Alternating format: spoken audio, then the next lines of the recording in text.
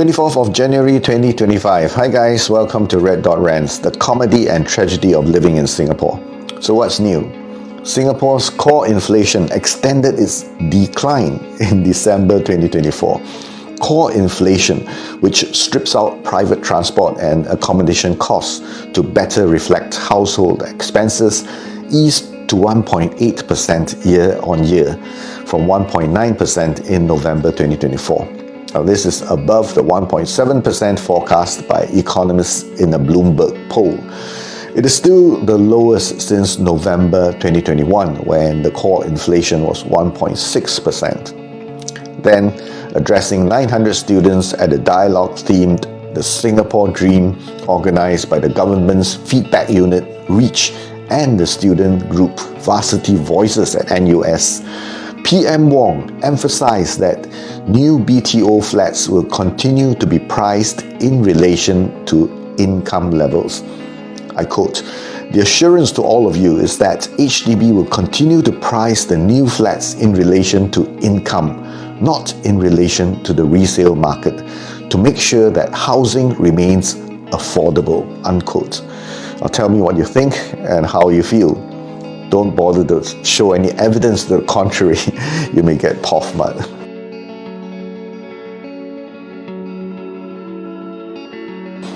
Meanwhile, the Electoral Boundaries Review Committee, the EBRC, has been formed as announced by the Elections Department on the 22nd of January. Now, the results of their handiwork will be made public in April. Let's see if my office here at Hougang, formerly in Chengshan, remains in Ang Mo Kio GRC. Also happened 2 days ago. 3 Singaporean men, Singaporean, emphasis on Singaporean, were charged in court. The trio includes a Huawei account director and an engineer at Singapore's health tech agency. Their alleged offences revolve around giving or obtaining bribes as inducements to advance business interests. Peng Ming, the Huawei employee, Singaporean, was given 4 charges of corruptly giving gratifications, of which 3 were amalgamated. He also faces 1 count of cheating. Next, a guy by the name of Wang Junjie has been charged with forgery and falsifying accounts. Most of his charges are linked with 2 foreigners, Su Haijing and Su Baoling, who were sentenced to jail last year for several offences, including money laundering. As for the Singaporeans mentioned here, I'm wondering if they have only recently been welcomed into our extended family. But we must also stand firmly against nativism and xenophobia and welcome the new arrivals to become part of our extended family. Earlier on at the Institute of Policy Studies Singapore Perspectives 2025 conference on the 20th of January, Minister for Culture, Community and Youth, Edwin Tong, reassured the rebels out there of the importance of having plurality in voices. Minister Tong stressed that advocacy and alternative viewpoints are welcome, provided they contribute positively to societal progress and maintain a constructive approach. I quote, "I really have no difficulty with people coming forward and expressing a contrary view, but also being constructive and offering a solution. If you are able to come and offer a view that helps us to move the deal, allows us to reflect on change or what we can do better and how we can maybe be reorganizing our social service sectors, which you mentioned, so that we can encompass and serve in all the spectrum of beneficiaries. Yes, of course, certainly I don't see why anyone should be afraid of speaking up." I'm afraid to rewrite that awkwardly constructed statement, peppered with vague qualifiers. Anyway, I'm not qualified because I'm not trained in ministerial language. 官话.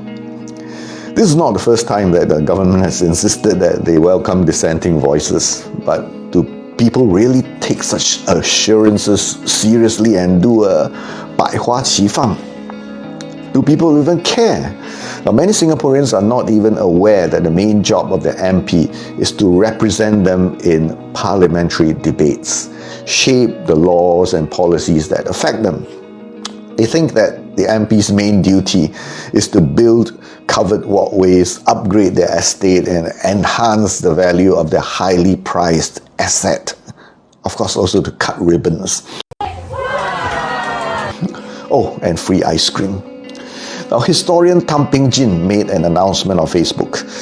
Transformative Justice Collective ceases operations of their website and social media accounts till December 2026. I quote, "Dear friends, supporters, and the public, on 20th of December 2024, we received a notice from the POFMA office that some of our online platforms were declared online location under POFMA.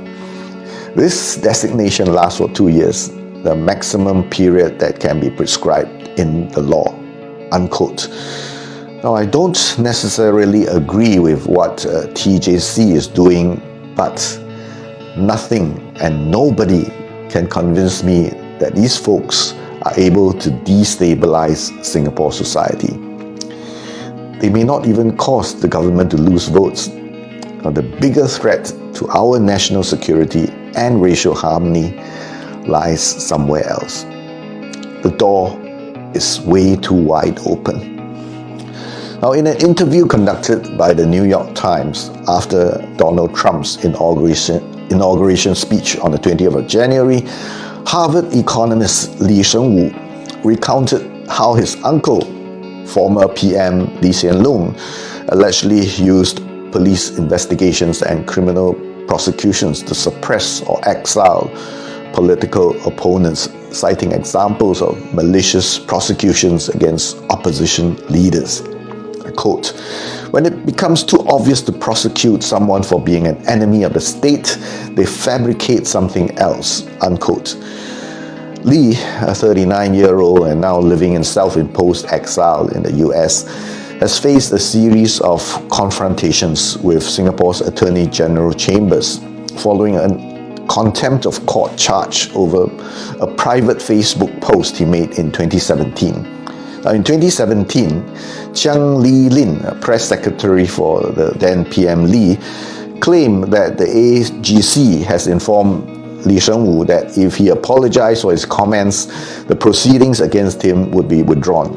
However, Hsien Loong chose not to apologize. Few of us have the privilege of a tenure at Harvard. Finally, I wish to bring up something I mentioned in a video I posted on my other channel, Traveller's Tales by Uncle Chan. Now, I first uploaded it there because I thought it's travel related. Actually, it's not exactly about travel, but has more to do with crime.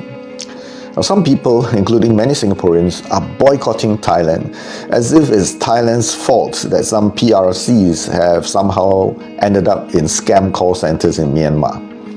Now, the YouTube algorithm has not pushed out my video, probably because Wang Xing's sensational story is better for business. I don't care so much about monetization, but I don't sleep well when I don't question the questionable.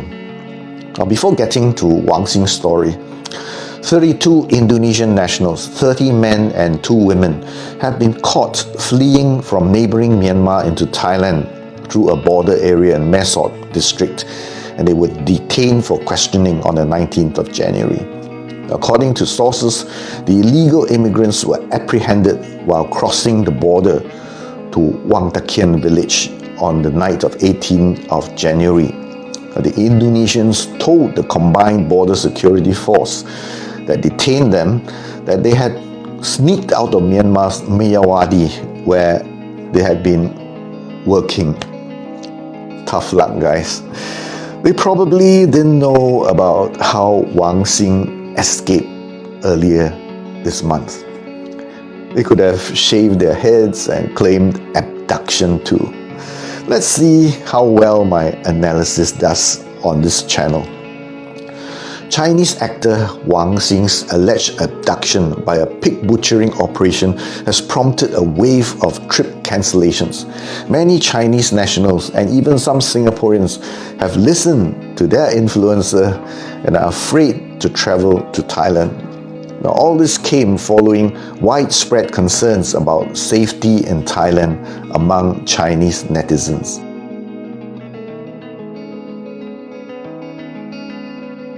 Chinese actor Wang Xing allegedly went missing from a Thai town bordering Myanmar before he was rescued from a scam center. Now, the story went viral on Chinese social media, sparking fears among those with travel plans to Thailand. Many Chinese netizens, either scared or patriotic, posted messages applauding Lee Hsien Loong's decision to cancel his concert. At the same time, they were demanding that the Thai authorities give PRC nationals more protection from such audacious abductions. Following a spate of warnings and other opportunistic postings on Douyin, unproven claims became accepted as facts, and a spate of cancellations hit the Thai tourism industry. On the 4th of January 2025, Chinese TV actor Wang Xing was reported missing. He was found on the 7th of January following what was apparently his rescue from Myanmar's notorious KK Park human trafficking and scam operation. By the way, the park is part of the Belt and Road project. Wang Xing claimed that he was lured on the fake promise of a job. Before he returned home from Thailand, he appeared on Thai media saying that Thailand is a very safe place and he was going to go back again. The reaction on social media was quite different. Numerous netizens jumped on the bandwagon, reheating the concerns about pig butchering scams. Thailand suddenly became regarded as an unsafe destination, and thousands of cancellations hit the tourism industry. Wang Xing claimed that he was offered a gig in Thailand, and so he flew there alone. At Bangkok, he got into a car and instantly became suspicious. However, he did not put up a fight as he was afraid. He claimed he took photos of the vehicle's license plate and key landmarks on the way, sending them to his girlfriend in China. Next, his girlfriend, Jia said that she failed to contact him after he had supposedly arrived at the town of Mae Sot. After being kicked around by the Chinese bureaucracy, she called the consulate in Chiang Mai, who referred her to the police at Tak province. She posted Wang Xing's apparent ordeal on Weibo, and China's official media, the Global Times, picked up the story. 3 days later, on the 7th of January, Wang Xing miraculously reappeared and was in the custody of the Thai police. He claimed that he was brought to a border town north of Bangkok, where he crossed the border into Myanmar by boat and was brought to the notorious KK Park, where he was beaten and had his head shaved. Just 2 days later, he was rescued by the Myanmar authorities, who handed him over to the Thai authorities. Now, what do you make of it? Jia was the hero in this episode. She received praises on Chinese social media, and Thailand suddenly became a dangerous place where people can be abducted and sold. Now let's take a look at what investigations by the Thai police revealed. First of all, the authorities have records showing that it's not Wang Xing's first visit to Thailand. Apparently, he and his girlfriend visited the kingdom in August 2024. Thai immigration also revealed that the address in Thailand that Wang Xing provided was in Phuket, 844 kilometers to the south of Bangkok. Instead of going to Phuket, he got into a car that headed north. On the road trip, he had his mobile phone with him all the time. He sent map screenshots as evidence of him being driven to the north instead of going south to Phuket as intended. His girlfriend in China received them and disseminated them. There are quite a number of police checkpoints between Bangkok and Mae Sot. Even if the doors were centrally locked, Wang Xing could have called out for assistance when the police inspected the car at the checkpoints. Now, the most outrageous part is that white car that Wang Xing travelled in upon police investigation was found to be a private hire vehicle, and its destination on that trip was the town of Tak in Tak province. Now, the PHV driver testified that using translation app, Wang Xing even bargained with him to bring the fare down to 5,300 baht. It is a 6.5-hour drive to Tak from Bangkok. He had his mobile phone with him, and the driver said that he was using it all the time. At Tak, the driver said that Wang Xing got down from his car and changed to another car. The PHV driver drove off, and alone, Wang Xing boarded a second car, apparently headed for the border at the town of Mae Sot. It's a 2-hour drive from the provincial capital of Tak to the border town of Mae Sot. Meyawadi in Myanmar is just across the Murray River. Now, Thai police have records of him crossing immigration checkpoints 3 times. First was the one at Suvarnabhumi Airport where he entered Thailand. The second was his departure from Thailand at Mae Sot border crossing. And the third was his return to Thailand at Mae Sot border crossing. Note that unlike the immigration at the airport, all land crossings require the traveller to fill in an immigration form. Who filled in the immigration form and signed it for him if he had really been taken against his will? Now, when the police found him, he had his passport with him. When interviewed on the plane, he said that the people in the scam center shaved his head and added that he could not have done it himself. Really? Wang Xing claimed that he was rescued by the Myanmar authorities. Really? What about the other 50 Chinese nationals that Wang Xing claimed that he saw? Why were they not rescued? Some say that the landlord renting out the premises to the scam center suddenly found out that their tenant was operating an illegal business and pressured the KK Park to release Wang Xing. Really? What about the others? Now, this man, Wu Kaisi, a protest leader in 1989, was a wanted man in China. He could not have escaped without the planning and funding from Hong Kong celebrities and members of the underworld. These are fugitives eager to get out. What about abductees taken against their will across international borders? You would need even more coordination, maybe even sedate the victim, tie him up, hold him at gunpoint, and spend money to bribe drivers and boatmen, taking great risks, and dozens of immigration officers to look the other way. It may be fair to do it for high-value targets like Gui Minghai or Xiao Jianhua, but we're talking about a call center worker here. Would these folks, as a business, invest all that money and resources to recruit a call center worker? Not a single person who has a social media account in China hasn't heard of pig butchering scams or sha zhu pan. A Chinese person falling for such scams is like you or me believing that some Nigerian politician wants you to get his money out of the country. Even these folks have come up with a new plan, the Brad Pitt bait. Under such suspicious circumstances, why did Wang Xing not escape when he had numerous opportunities to do so? What is my hypothesis? Let me give you a hypothetical example. It's not about Wang Xing, just a hypothetical individual called Wang Pa. Wang Pa sees a video on Douyin showing the lavish lifestyles of Chinese people working in call centers in Myanmar.